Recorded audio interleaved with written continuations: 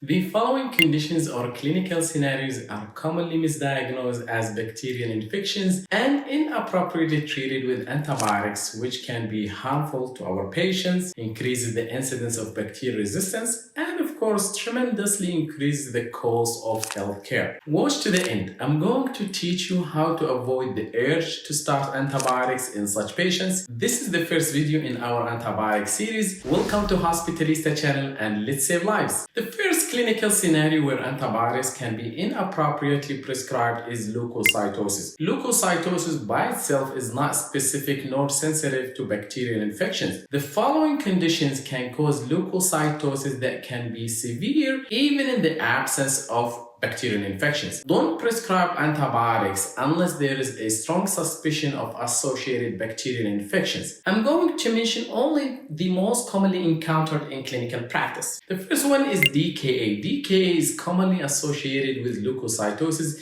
that can be severe that improves quickly with DKA treatment. Acute pancreatitis can also cause leukocytosis that can be severe. No antibiotics are required regardless of what type of pancreatitis, interstitial or necrotizing, or disease severity. Of course, unless there is an associated bacterial infection. Third, trauma and fractures also commonly produce leukocytosis. Also, all kinds of shocks, including of course septic shock, can cause leukocytosis that can be severe. Post-operative patients, regardless of what kind of surgery, these patients usually receive prophylactic antibiotics, of course. Leukocytosis usually develops the next day and gets better afterward. So do not suspect a post-operative infection relying solely on leukocytosis. Smoking. Smoking is one of the most common causes of leukocytosis that's usually mild. Severe leukocytosis should not be attributed to smoking. Other causes should be sought. And of course, let's not forget about medications. Most commonly steroids use, less commonly lithium, all-trans-retinoic acid, catecholamine use, and of course the colon-stimulating factors like filgrastim used to treat neutropenia.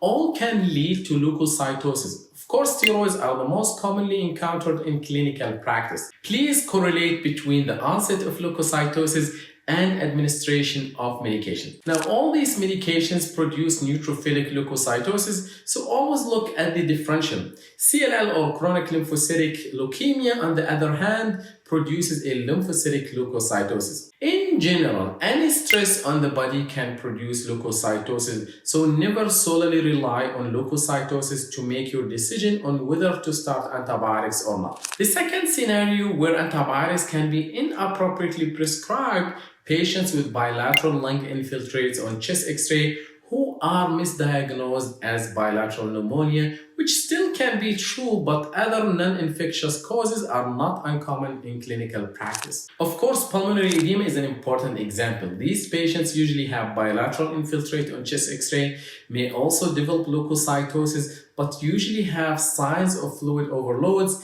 their BMP is elevated, don't have a fever, and shortness of breath is the most prominent sign. Remember, they may or may not have a history of congestive heart failure. They need diuresis, not antibiotics. Another example is pulmonary fibrosis and other interstitial lung diseases. These patients also usually have interstitial bilateral infiltrate. These patients usually are on O2 at home. Most of them carry the diagnosis already, have normal BMP, and no associated fever. So please, in these patients, look at their all chest X-ray or chest CAT scans. Let's move to the third clinical scenario, which is bilateral lower extremity erythema misdiagnosed as cellulitis.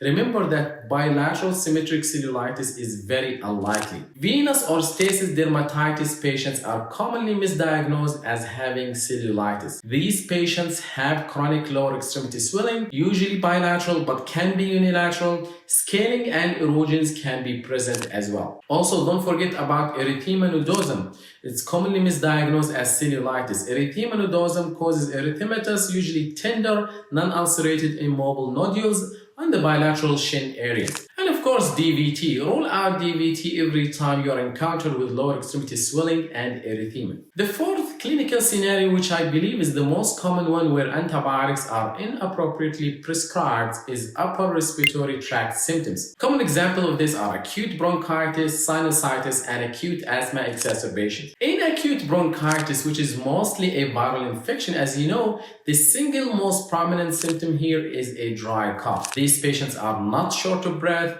or tachypnic and are usually afebrile. Their chest x-ray, if done, is clear or has not changed from the baseline chest x-ray, as the patient's baseline chest x-ray may be abnormal to start with. All of this becomes not valid if the patient does have a history of COPD. Remember that. In acute asthma exacerbations, patients are tachypnic, short of breath, wheezing with chest tightness, their oxygenation usually normal, no antibiotics here unless pneumonia is present. Of course, this is unlike COPD exacerbation where antibiotics usually recommended, especially in moderate to severe exacerbations. Now, in acute sinusitis, nasal congestion, nasal discharge, and headaches are prominent symptoms. Here we provide symptomatic management and prescribe antibiotics only if no symptoms improvement by day 7, or if the patient is not good in follow-up, or worsening symptoms during the observation period. The fifth clinical scenario is urine colonization or a contaminated urine sample misdiagnosed and treated as a urinary tract infection. Remember this: the presence of bacteria in the urine, or what we call bacteriuria, with or without pyuria. Pyuria is the presence of more or equal or more than 10 cells per microliter of urine. In the absence of any symptoms is called asymptomatic bacteriuria and generally does not warrant treatment in non-pregnant patients who are not undergoing urological procedures. This is true even in patients with chronic indwelling Foley catheters or those with suprapubic catheters. So antibiotics are only prescribed for those who have symptoms suggestive of UTI and the presence of equal or more than 10 cells per microliter. Pyuria. Bacteriuria usually present but can be absent if antibiotics have been already taken before the urine analysis is obtained. The exception to this are pregnant patients or those undergoing urological procedures where antibiotics, as we said, are indicated even if asymptomatic. Remember that elderlies may not develop classic UTI symptoms. Instead, they may present with confusion, weakness, poor appetite, or per family description, they just not themselves anymore. All these symptoms are enough to consider treating for UTI if urine analysis showing pyuria. Positive urine culture in the absence of symptoms indicate colonization, and the presence of more than one strain in the urine culture likely indicates sample contamination. The sixth clinical scenario where antibiotics are inappropriately prescribed is where contaminated blood cultures are treated as true bacteremia. Clinical correlation here is very important. For patients with strongly suspected bacterial infection, a positive blood culture should be treated as true bacteremia, unless the bacteria isolated from the blood is inconsistent with the suspected infection. For example, a patient with UTI growing gram-negative rods in the urine culture and gram-positive cocci in blood cultures, here the blood cultures is likely a contaminant. On the other hand, if the patient is clinically stable with low suspicion of bacterial infection, then suspect a contaminated blood culture sample if gram-positive cocci whether in cluster or chains, or gram-positive rods were reported in one set only of blood cultures. That's why it's important to order 2 sets all the time. And the second one remain negative, although it is not uncommon to have both sets contaminated. So remember to order always 2 blood cultures. In such a case, it's better to hold off antibiotics and wait for the final culture results, or you can simply repeat blood cultures. Most of these cultures will eventually grow a coag-negative staph. If gram-negative bacteria or yeast is reported in blood cultures, even in one set, this is always indicate true bacteremia or fungemia that needs to be treated accordingly. The next clinical scenario is isolated fevers episodes without any other associated symptoms. Do not jump and start antibiotics every time you get called about a febrile patient, especially if low-grade fever, unless the patient is immunosuppressed, including those with neutropenia. Remember, the range for normal body core temperature is 35.3 to 37.7 centigrade, which is 95.5 to 99.9 Fahrenheit. Anything between 37.7 and 38 or 99.9 and 100.4 is considered a low-grade fever. It's very reasonable to watch the patient and look for non-infectious causes for fever as long as the patient is not immunosuppressed. On the other hand, a temperature above 38 or 100.4 is considered a high-grade fever. If recurrent, initiate infection workup, then start empiric antibiotics. If infection workup was negative and cultures remain negative, then consider stopping these antibiotics at that moment or at that point. The final clinical scenario is gangrene, dry gangrene, where you see a necrotic tissue, but there is no foul-smelling discharge. The patient does not express or show any signs of infection, no leukocytosis, no fever, doesn't look toxic. And there is, again, the main thing, there is no clinical discharge, just look dry gangrene. There is no need to start antibiotic in such case. It's very easy to distinguish wet from dry gangrene. Remember that. Now let's go through some real-life clinical scenarios to make sure we are comfortable making these decisions next time we are encountered with.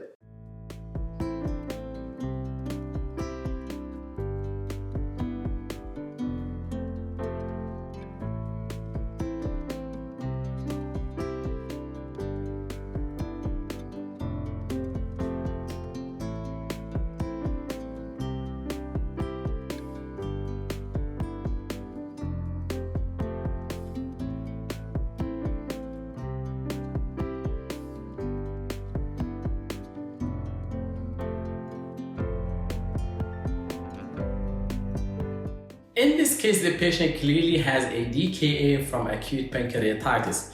Leukocytosis is likely secondary to that. Chest X-ray and urine analysis were negative. There is no evidence of infection and there is no need to start empiric antibiotic in such a case.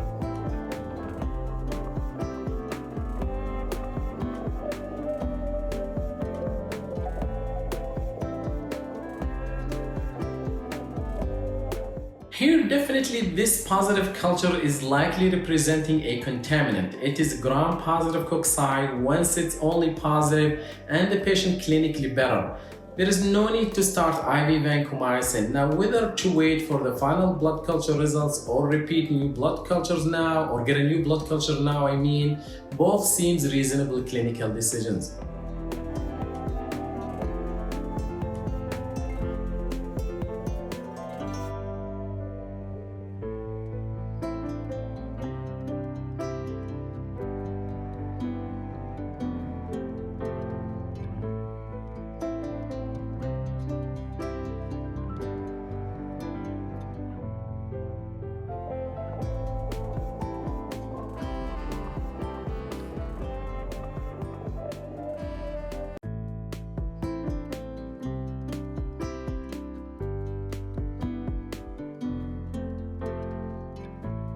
Here is the patient is likely having an exacerbation of his underlying congestive heart failure. His chest X-ray finding likely represents pulmonary edema rather than pneumonia. And his legs erythema is bilateral and likely secondary to stasis dermatitis rather than cellulitis, as we explained earlier in this video.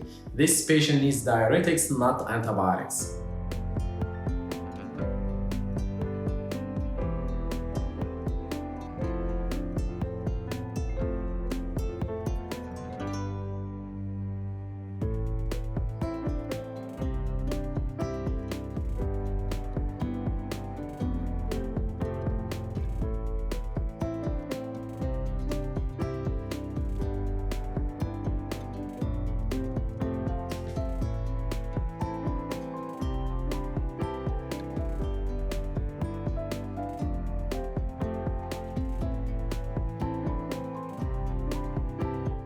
Now, this patient has a chronic indwelling catheter. His wife is telling us This is likely another UTI, which is a very important clue here. Unfortunately, only a urine dipstick was done in the emergency department, and it's positive for leukocyte esterase, indicating the presence of WBC or pyuria in the urine. Nitrite is produced by some bacteria, not all of the bacteria causing UTI. I will definitely not delay starting IV antibiotic in this patient as he is symptomatic and has a positive leukocyte esterase. If you want to spin the urine sample already collected in the lab to get urine microscopy, that's okay, but do not delay starting antibiotics in this patient.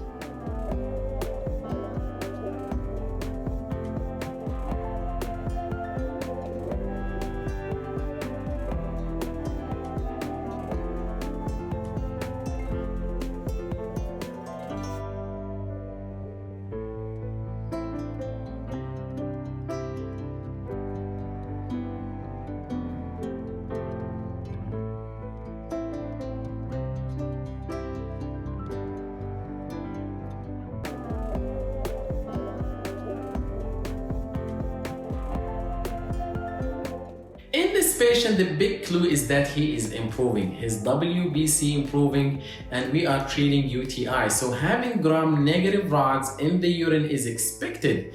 Now having gram-positive cocci, on the other hand, is hard to explain by his infection, even if it's 2 sets of blood cultures. The only source that could explain the presence of these gram-positive cocci in the blood is contamination from the skin. I will continue his IV ceftriaxone and follow up final culture results as long as he is clinically improving and there is no need to start IV vancomycin. Most of the time, the blood cultures eventually will grow coag negative staph representing a contaminant.